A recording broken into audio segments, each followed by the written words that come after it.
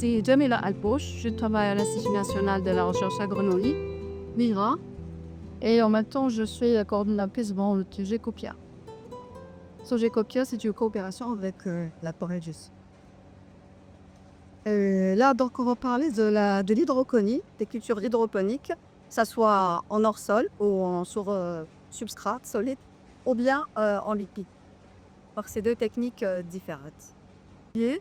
Et on le voit sur substrat. Et là, on a utilisé plusieurs substrats locaux pour remplacer la perlite. On a utilisé comment on appelle, les granulés de liège et on a utilisé aussi des granulés de la pouzola.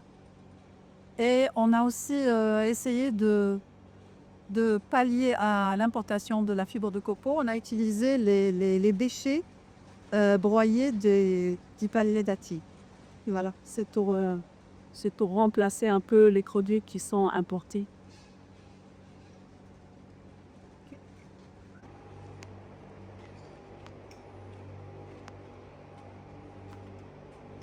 T'es ferdu.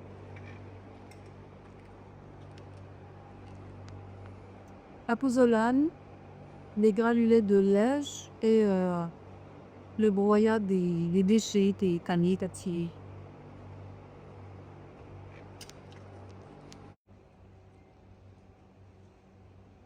Donc là-bas, c'était donc l'hydroponie ou la culture hydroponique substrat. Et là, c'est la culture hydroponique en milieu liquide. C'est-à-dire que là, les racines, les plantes, elles baignent dans un liquide. Là, il y a différentes techniques. Ici, c'est la technique, la deep flow technique, la technique où les racines baignent en profondeur. Différemment, ça peut comparer avec le sol. On utilise donc un système qui a plusieurs systèmes. Là, le système il est fermé, donc on récupère l'eau. Il n'y a pas d'évacuation, ce qui nous permet d'économiser une certaine quantité d'eau. La solution nutritive, elle est dans le réservoir, dans la citerne. Et il y a un système de pompage avec une minuterie qui permet à l'eau de s'oxygéner. Donc, il y a l'homospiration, ce qui permet aussi, qui permet de laisser les racines, de permettre aux racines de respirer et d'être saines. Voilà, c'est important pour l'eau, que l'eau soit fraîche et oxygène. Ça laisse les racines en bonne santé et ce qui permet une bonne croissance et développement. Là, c'est l'exemple des épinards. Pour ce qui est de l'hydroponie au milieu liquide, on favorise beaucoup plus les légumes verts, comme la laitue, quand il nous reste, etc. Parce que le porc, il est petit, le système racinaire, il est facile, il peut se dépoter facilement. On n'a pas, comme pour la tomate, on n'a pas besoin de faire des tutors. Et donc, juste après le semis, juste après le semis, on prend le plant à partir de, ça dépend, que ce soit en hiver ou au printemps ou en été, la croissance, elle est différente. Donc, au bout de 12 jours, à peu près 2 semaines, on prend les petites plantules qui ont 3 ou 4 feuilles et on prend un cube d'éponge. On insère la plante et on met la plante dans l'eau. Et puis là, des poids qui on les appelle des flotteurs. Et ça permet donc de maintenir les racines dans l'eau et la partie aérienne à l'extérieur. Voilà, donc c'est un système qui est très avantageux, qui permet d'économiser de l'eau.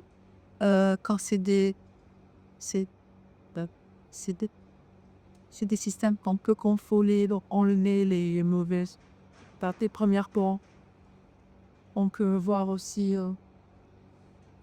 l'état des plantes. En général, on utilise. Jusqu'à présent, on n'a pas beaucoup vraiment utilisé pas du tout utiliser les pesticides.